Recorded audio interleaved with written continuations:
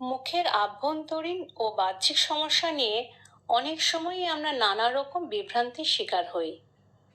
আমরা ঠিক বুঝে উঠতে পারি না কোন জাতীয় ডাক্তারবাবুর কাছে গেলে আমরা এর সঠিক চিকিৎসা পাব। আধুনিক চিকিৎসা ব্যবস্থায় ওরাল ও ম্যাক্সিলোফেশিয়াল নামক একটি নতুন শাখার উদ্ভব হয়েছে, যেখানে মাথা, ঘাড়, মুখমণ্ডল, চোয়াল, প্রকৃতপক্ষে মুখের সমস্ত অংশেরই চিকিৎসা পাওয়া যায়।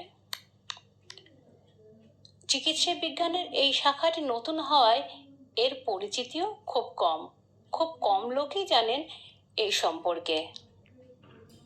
কলকাতার বুকে রয়েছেন একজন স্বনামধন্য চিকিৎসক, ডক্টর সৃজন মুখার্জি।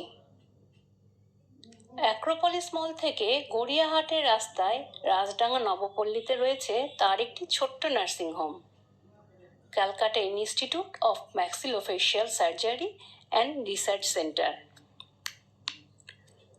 আকার আয়তনে ছোট হলেও বিশাল এর কর্মযজ্ঞ।